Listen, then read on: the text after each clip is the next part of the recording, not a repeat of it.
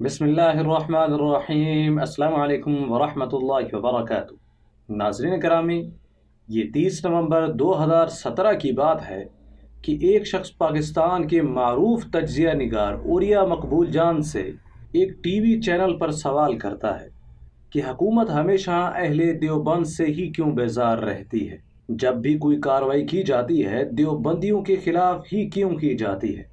کسی اور تحریک یا جماعت کے خلاف اتنا پروپیگنڈا نہیں کیا جاتا جتنا اہل دیوبند کے خلاف کیا جاتا ہے۔ اوریا مقبول جان یہ سوال سن کر مسکراتے ہوئے جواب دیتے ہیں، اہل دیوبند کا زیادہ قصور نہیں ہے، ان کا قصور اتنا ہے کہ ان میں ملا عمر پیدا ہو گیا، اور ملا عمر کے نام کے خوف سے 22 امریکی فوجی روزانہ خودکشی کرتے ہیں۔ ناظرین گرامی، یہ اہل دیوبند کون ہے، کہاں سے آئے، ان کا 167 سالہ تاریخی دور کیسا گزرا؟ کیا ملا عمر جیسے اور بھی تاریخی کردار ان کی صفوں میں شامل تھے؟ ہندوستان کی تاریخ میں ان کا کیا کردار رہا ہے؟ آخر کیا وجہ تھی کہ اہل دیوبند کی وجہ سے ہندوستان میں غربت اس قدر ہو گئی کہ ایک آنا یومیہ آمدنی پر ایک ہندوستانی اپنی گردن کٹوا دیتا؟ کون سے ایسے ممالک ہیں جن پر اہل دیوبند کی حکومت رہی؟ اہل دیوبند کی وہ کون سی تحریکات ہیں جو دنیا پر چھا گئیں؟ تاریخ میں اہل دیوبند کی وجہ سے مسلمانوں کو کیا کیا نقصانات اٹھانے پڑے؟ اہل دیوبند کے متعلق اور بھی حیران کن حقائق کہ جن کو سن کر آپ چونک اٹھیں گے۔ یہ سب کچھ اور بھی بہت کچھ آپ جانیں گے آج کی اس ویڈیو میں۔ ناظرین کرامی، اس دلچسپ تاریخ کو شروع کرنے سے پہلے ہم آپ کی خدمت میں ایک بات عرض کرنا چاہتے ہیں، وہ یہ کہ اہل دیوبند کے متعلق بات کرنے کا ہمارا مقصد یہ ہرگز نہیں ہے کہ اہل دیوبند ہی وہ واحد جماعت ہے جو حق پر ہے اور باقی تمام جماعتیں حق پر مبنی نہیں ہیں۔ ہم صرف غیر جانبدارانہ طور پر اہل دیوبند کی مکمل تاریخ آپ کے سامنے رکھنا چاہتے ہیں۔ اسی طرح ہم دوسری جماعتوں کی بھی مکمل تاریخ آپ کے سامنے ضرور لائیں گے۔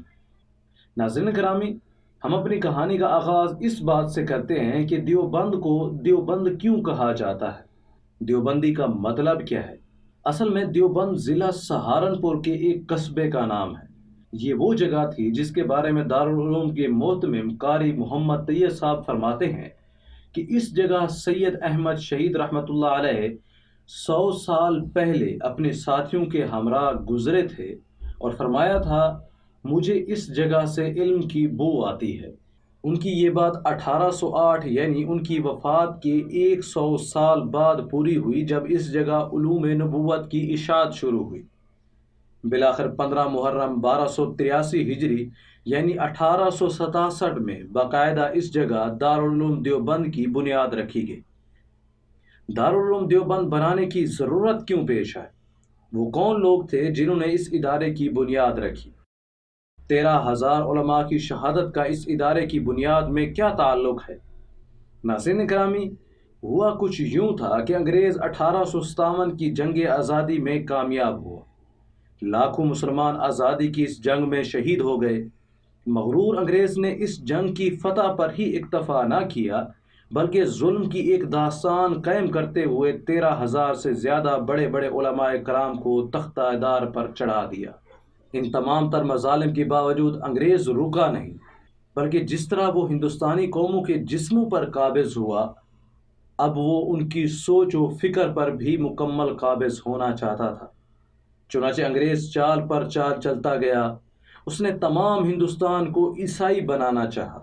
انڈیا کی سپریم کونسل کے باوقار رکن سر چارلس ٹریبیون کہنے لگا، مجھے یقین ہے کہ جس طرح ہمارے بزرگ کل کے کل ایک ساتھ مسلمان ہو گئے تھے، اس طرح ہندوستان میں بھی مسلمان ایک ساتھ عیسائی ہو جائیں گے۔ تمام ہندوستان کو عیسائی بنانے کی اس سنگین سازش کو پایہ تکمیل تک پہنچانے کے لیے اس نے 3 طریقے سے حملہ کیا۔ سب سے پہلے اس نے دوسری قوموں کو ملازمتوں، نوکریوں، چھوکریوں کی پیشکش کی۔ اس کے درپردہ کو ایجوکیشن سسٹم بھی ہندوستان میں لانے کے بارے میں سوچنے لگا تاکہ مال و زن کے چکر میں آ کر تمام ہندوستان میں بالخصوص مسلمان اپنے مذہب سے جاتے رہیں۔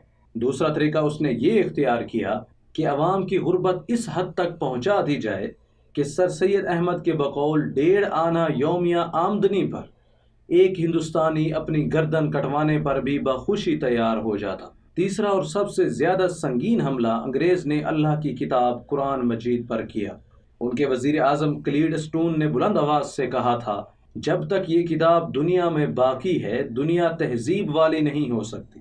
لارڈ مکالے نے صاف لفظوں میں کہا، ہماری تعلیم کا مقصد ایسے نوجوان پیدا کرنا ہے جو رنگ و نسل کے اعتبار سے ہندوستانی ہوں مگر دل و دماغ کے اعتبار سے انگریز ہوں۔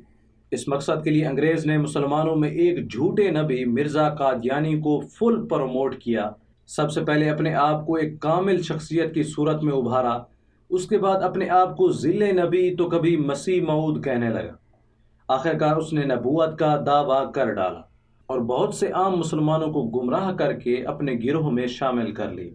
قرآن کی تعلیم میں رد و بدل کرنے کے لیے انگریز نے اس سے بھی سنگین وار کیا، وہ یہ کہ 500 ذہین و فتین لوگوں کا انتخاب کر کے ان کو امریکی ریاست پینٹاگون کی طرف روانہ کیا، جہاں انہوں نے قرآن و حدیث پر مکمل عبور حاصل کیا۔ اس کے بعد ان کو تمام مسلم ممالک کی طرف پھیلا دیا گیا، جو اے روز فرقہ وریت کو فروغ دینے لگے اور دیکھتے ہی دیکھتے مسلمان اہل تشیع و اہل سنت فرقوں میں بٹ گئے، بلکہ اس سے بھی بڑھ کر اہل تشیع فرقہ بھی کئی فرقوں میں بٹ گیا، جس طرح اہل سنت بھی کئی فرقوں میں بٹ گیا۔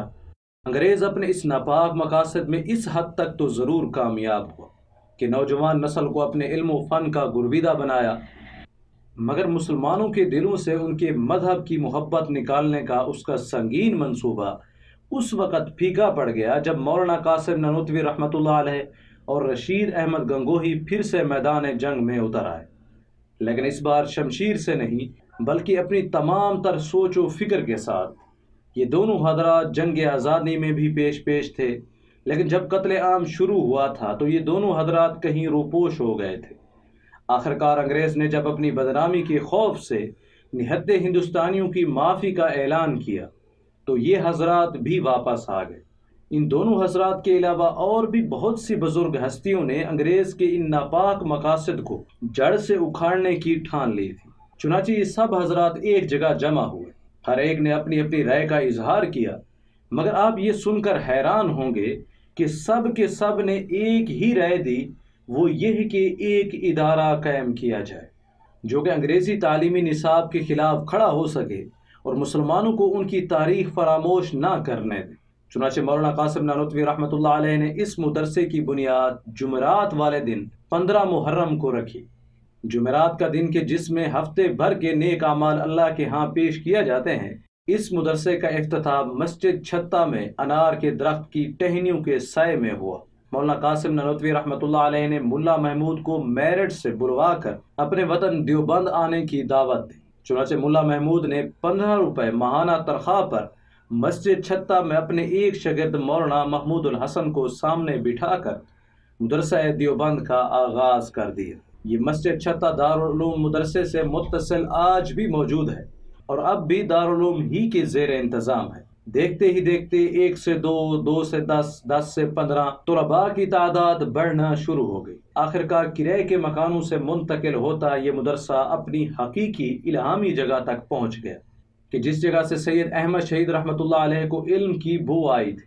مدرسے کی بنیاد الہام پر، اس کے طلباء و اساتذہ الہامی یا اس کا تمام نظام الہامی طور پر ہو، ان کو بیان کرنا ہمارا موضوع نہیں ہے، نہ ہی آج کے لوگ ان باتوں پر آسانی سے یقین کرتے ہیں۔ ہم آپ کے سامنے اس مدرسے کے وہ کارنامے لاتے ہیں جس کی تاریخ بھی شاہد ہے اور اس کے نہ ماننے والے بھی انکار نہیں کر سکتے۔ دنیا کا تعارف دارالعلوم دیوبند سے اس کی علمی حیثیت کی وجہ سے ہوا، مگر ایک تحریک جس سے انگریزی دنیا ہل گئی جب اس کی بنیاد اٹھائی گئی تو وہ اسی ادارے کا ایک بوریا نشین مولانا محمود الحسن نکلا، جس کو تاریخ نے تحریک ریشمی رومال سے جانا۔ ان کے کارناموں کی ایک لمبی داستان ہے جس کو ہم باقاعدہ مکمل سیریز میں بیان کر چکے ہیں۔ ہم آپ سے گزارش کریں گے کہ وہ آپ ضرور دیکھیں، لنک ڈسکرپشن میں موجود ہے۔ ناظرین گرامی، اس عظیم ہیرو نے وہ کام کر دکھایا کہ جس سے انگریز سر پیٹتے رہ گئے۔ اس تحریک کے بعد یاغستان یعنی افغانستان میں آزاد قبائل کے ساتھ مل کر ایک ریاست قائم کی گئی جس نے ترکیوں کے ساتھ مل کر کافی حد تک انگریز کو پریشان کیے رکھا تھا۔ ترکیوں کی شکست کے بعد محنت کا رخ بدلا تو اسی دارالعلوم سے ہی انور شاہ کاشمیری، عطا اللہ شاہ بخاری جیسی شخصیات نے جنم لیا، جنہوں نے مرزائیت کی اینٹ سے اینٹ بجا دی۔ مجلس احرار اسلام، جس کے وارث کے طور پر آج مجلس تحفظ ختم نبوت موجود ہے، شاہ صاحب کی سرپرستی میں اس جماعت نے ملک یورپ، افریقہ، مشرق وسطیٰ، انڈونیشیا تک بھی مرزائیت کا تعاقب کیا۔ علامہ ڈاکٹر محمد اقبال رحمۃ اللہ علیہ نے مرزائیت کے خلاف جو آواز بلند کی تو وہ بھی انور شاہ صاحب کا صدقہ تھی۔ مقدمہ بہاولپور میں اہل اسلام کو مرزائیوں کے مقابلے میں کامیابی بھی محدث کاشمیری کی جدوجہد سے ہوئی تھی۔ اس مقدمے پر بھی ہم تفصیلی ویڈیو بنا چکے ہیں۔ انگریز نے جو اسلامی تہذیب کو ختم کرنے کے لیے چال چلی تھی، ان چالوں کو مٹی میں دفن کرنا اسی دارالعلوم کا ہی کارنامہ تھا۔ مولانا اشرف علی تھانوی رحمۃ اللہ علیہ، مولانا احمد علی لاہوری، مفتی کفایت اللہ، یہ سب ایک مکمل داستان ہے جن کے کارنامے اگر بیان کیے جائیں ہر ایک کی مکمل کتاب بن جائے۔ ناظرین گرامی، دعوت و تبلیغ کا عالمگیر نظام اسی دارالعلوم کا ایک ہیرا ہے۔ دنیا بھر میں ہزاروں خانقاہیں ہیں جن کی وجہ سے دنیا اسلام کا روحانی نظام زندہ ہے، وہ اسی دارالعلوم دیوبند کی تربیت یافتہ ہیں۔ دنیا بھر کی اسلامی تحریکات، چیچنا ہو یا بوسنیا، فلسطین ہو یا کشمیر، چاہے پاکستان ہو، یہ سب دارالعلوم دیوبند کے بوریا نشین ہیں جو اپنی جانوں کو جوکھوں میں ڈال کر آزادی کا نعرہ لگاتے ہیں۔ افغانستان میں تو دیوبند کے فضلاء نے تحریک آزادی ہند کی یاد تازہ کر دی جب سپر پاور روس نے فتح و غرور کے نشے میں چور چور ہو کر افغانستان پر حملہ کیا۔ بڑے بڑے علماء کرام کو کال کوٹریوں میں ڈال کر بھوکا پیاسا مار دیا گیا، مگر انہوں نے اپنے دین کا سودا نہ کیا۔ وہ سپر پاور کے سامنے سینہ سپر ہو گئے، جس کی تائید مولانا مفتی محمود رحمۃ اللہ علیہ اور آپ کے ہزاروں جانثار علماء کرام نے کی۔ الحمدللہ 20 لاکھ افراد نے اپنی جانوں کے نذرانے پیش کیے۔ ان سرفروش دیوبندیوں نے سوویت یونین کو شکست فاش دے کر ان کا نام صفحہ ہستی سے مٹایا اور افغانستان کی آزادی کے ساتھ 19 اسلامی ریاستوں کو بھی سوویت یونین کے چنگل سے نجات دلائی۔ پھر دنیا نے دیکھا کہ امریکہ جیسی سپر پاور کو بھی انہی دیوبند کے فرزندوں نے للکارا، شریعت کا نفاذ کر کے پوری دنیا کے مسلم حکمرانوں کو چیلنج کیا۔ پاکستان کی 73 سالہ تاریخ میں جو بھی تحریک چلتی ہے اس کی قیادت بھی دارالعلوم دیوبند کے فضلاء کے حصے میں آتی ہے۔ جمعیت علماء اسلام قیام پاکستان سے لے کر تحریک ختم نبوت یا تحریک نظام مصطفیٰ، ان سب کا صحرا انہی کے پاس ہے۔ مفتی محمود، مولانا عبید اللہ درخواستی، مولانا یوسف بنوری، مفتی ولی حسن، بلکہ سینکڑوں پاکستان کے بڑے بڑے علماء دارالعلوم کے ہی فاضل رہے۔ پاکستان میں ہی نہیں بلکہ دنیا میں جہاں کہیں بھی اسلام کے خلاف کوئی واقعہ ہوتا تو دارالعلوم کے یہ علماء کرام ان کے خلاف آواز اٹھاتے، ان کے خلاف لڑتے۔ آج مغربی استعمار اسی دارالعلوم کے باشندوں پر دانت پیس رہا ہے۔ اے روز ان پر مختلف قسم کے کیچڑ پھینکا جاتا ہے۔ یعنی آج اس علمی، فکری اور تہذیبی محاذ کو ایک نئے عالمی چیلنج کا سامنا ہے۔ اس کے خلاف نئی صف بندی ہو چکی ہے اور گلوبل ورلڈ کا نیا استعمار اس ادارے کے نظام کو اپنی فتح کے راستے میں سب سے بڑی رکاوٹ سمجھتا ہے۔ چنانچہ طاقت، دولت اور تمام تر سازشوں کے ذریعے اس نظام کو تباہ کر دینا چاہتا ہے۔ اس لیے اب ضرورت اس امر کی ہے کہ ایک مولانا قاسم نانوتوی، مولانا عطا اللہ شاہ بخاری اور مولانا محمود حسن کی روایات کا پرچم بلند رکھا جائے، ان کی یاد کو تازہ رکھا جائے، کیونکہ قوموں اور ریاستوں کو یہی جذبے ثقافتی شکست سے بچایا کرتی ہیں۔ امید کرتے ہیں کہ یہ ویڈیو آپ کے علم اضافے کا سبب بنی ہوگی۔ دعا کرتے ہیں کہ اللہ تعالی ہمیں دین کی صحیح سمجھ اور اس پر عمل کرنے کی اور اس کو دوسروں تک پہنچانے کی توفیق عطا فرمائے۔ اللہ اللہ اللہ اللہ اللہ اللہ اللہ اللہ اللہ اللہ اللہ اللہ اللہ اللہ اللہ